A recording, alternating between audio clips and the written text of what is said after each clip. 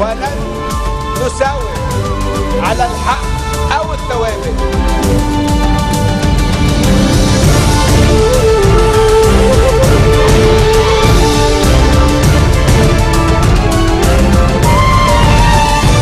Bonjour à tous, merci de nous rejoindre pour ce nouveau journal en français. Voici les titres de ce samedi 18 février. Déclaration attendue à Munich du vice-président américain. L'engagement des États-Unis dans l'OTAN est inébranlable. Mike Pence a tenté de rassurer les Européens lors de cette conférence sur la sécurité. À 3 jours de la date limite pour la convocation des collèges électoraux, des étudiants Kateb ont manifesté à Beyrouth. Ils réclament l'adoption d'une nouvelle loi électorale pour la tenue des législatives en mai prochain. Après l'assassinat du demi-frère de Kim Jong-un, un Nord-Coréen a été interpellé par la police malaisienne. Une affaire énigmatique, objet d'une bataille entre Pyongyang et Kuala Lumpur. On débute donc ce journal par cette réunion internationale à Munich. Les plus hauts responsables politiques et militaires participent à une conférence sur la sécurité mondiale.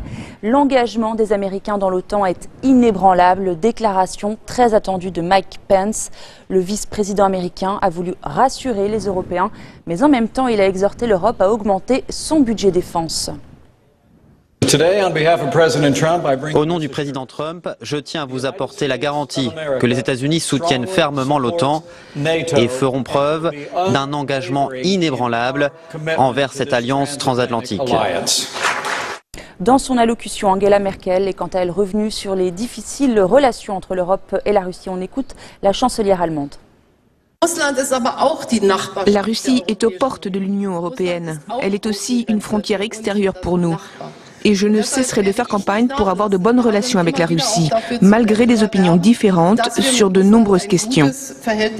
Et cela signifie aussi pour moi de continuer à m'en tenir à l'acte fondateur OTAN-Russie, de ne pas l'abandonner, même si les temps sont difficiles. Et à Munich, le chef de la diplomatie russe a quant à lui tenu un discours sans concession. Sergueï Lavrov a appelé, je cite, à un ordre mondial post-occidental. Il a souhaité une relation basée sur le pragmatisme et le respect mutuel avec les États-Unis. Sergueï Lavrov a aussi réclamé l'application des accords de Minsk, sans quoi le Kremlin ne retirera pas ses sanctions contre l'Union européenne, a encore déclaré le ministre russe des Affaires étrangères. L'aviation syrienne a mené de nouvelles frappes aériennes contre le dernier quartier rebelle à Homs. Il s'agit du district d'Al-Waer dans l'ouest de la ville. 2 personnes ont été tuées dans ces raids, chiffre qui porte à 20 le nombre de morts depuis le début du mois. Selon les médias pro-régime, ces frappes ont été menées en réponse aux tirs d'insurgés contre des zones résidentielles contrôlées par le gouvernement. Damas qui a tenté de conclure un accord avec les rebelles de Homs, mais celui-ci a échoué. Les combats ont finalement repris début février. À 3 jours de la date limite pour la convocation des collèges électoraux, des étudiants Kateb ont observé un sit-in dans le centre-ville de Beyrouth. Ils réclament l'adoption d'une nouvelle loi électorale après la prorogation à 2 reprises du Parlement. Les prochaines législatives doivent avoir lieu fin mai. Le texte actuel est basé sur la majoritaire plurinominale. Il est critiqué par la majorité de la classe politique, à l'exception du leader druze Walid Jumblat. Le chef du PSP prône une version amendée de cette loi. Une formule mixte alliant mode de scrutin majoritaire et proportionnel est actuellement à l'étude. Et puis Melhem Riachi a démenti que des négociations aient lieu entre les FL et le Hezbollah en vue de l'adoption d'une loi électorale. Le contact est limité aux ministres et aux députés, a-t-il assuré. Il précise toutefois que de grands efforts sont entrepris par les forces libanaises et le courant patriotique libre. Selon ce dernier, l'objectif des 2 formations est d'aboutir à une véritable représentation chrétienne sans faire du tort aux autres partis. Coup de colère au Mexique contre Donald Trump. Des Mexicains ont formé une chaîne humaine à la frontière. À tout de suite.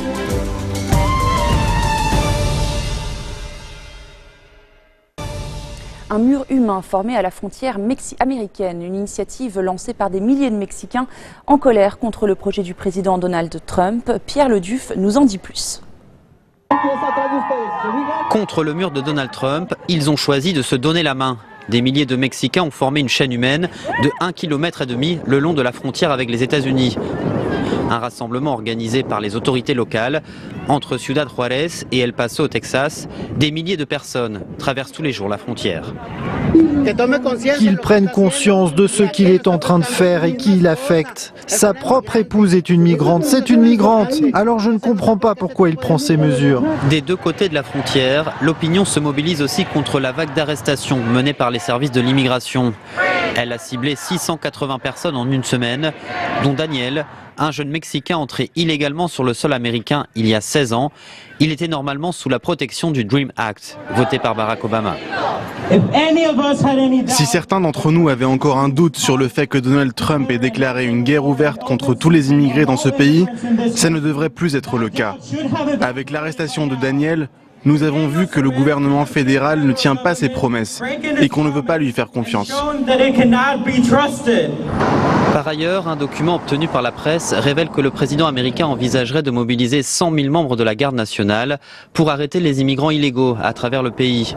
Pas de quoi rassurer la communauté mexicaine aux États-Unis, même si la Maison-Blanche a formellement démenti. Je vous le disais en titre, en Malaisie, la police a interpellé un individu nord-coréen après l'assassinat du demi-frère de Kim Jong-un. L'affaire est pour le moins énigmatique et fait l'objet d'une bataille entre Pyongyang et Kuala Lumpur. Les explications d'Axel Simon.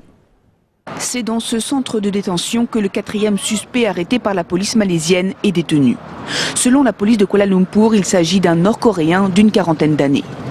Cette arrestation porte à 4 le nombre de personnes détenues, suspectées d'avoir joué un rôle dans l'assassinat lundi de Kim Jong-nam, le demi-frère de l'actuel dirigeant nord-coréen Kim Jong-un.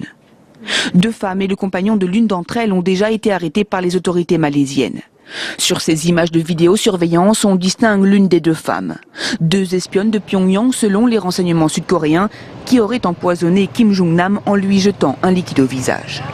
Des échantillons du défunt sont en cours d'analyse par des experts malaisiens dans cet institut pour déterminer la substance toxique qui aurait été utilisée. Le ministre de la Santé malaisien a indiqué que cette autopsie à laquelle la Corée du Nord s'oppose pourrait durer 2 semaines. Vendredi soir, l'ambassadeur nord-coréen en Malaisie a indiqué que Pyongyang rejetterait quoi qu'il arrive les résultats de l'autopsie. Il s'agit de la première réaction officielle nord-coréenne depuis l'assassinat. Kuala Lumpur a prévenu que le corps ne serait pas remis à Pyongyang tant que les analyses ne seraient pas achevées. Kim Jong-nam fut un temps pressenti pour être l'héritier du régime avant de tomber en disgrâce. En exil depuis quelques années, il aurait écrit une lettre à son demi-frère en 2012 en le suppliant de l'épargner, lui et sa famille. Sans surprise, les médias nord-coréens ne font toujours aucune mention de l'affaire. Aux Philippines, des milliers de personnes ont manifesté ce samedi à Manille, la capitale. Elles ont répondu à l'appel de l'Église.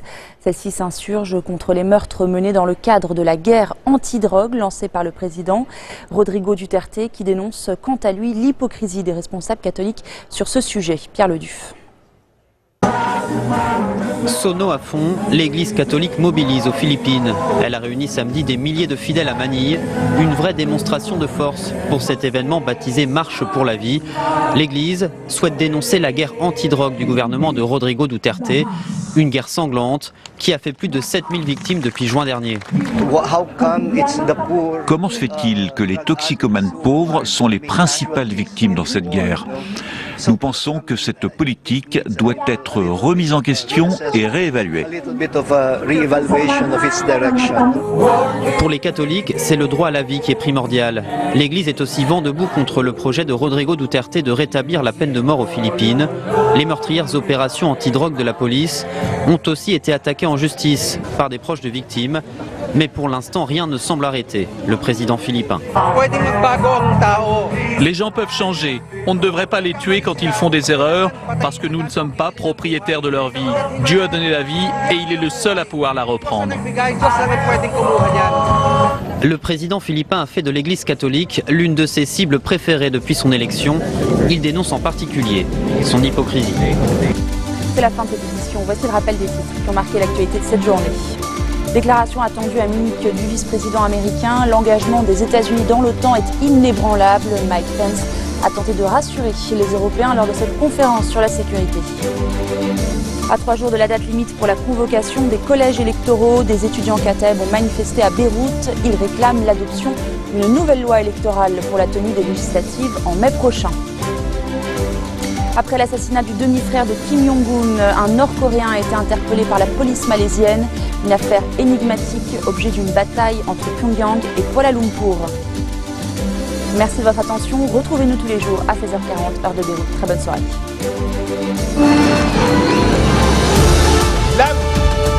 ولن نساوم على الحق أو الثوابت.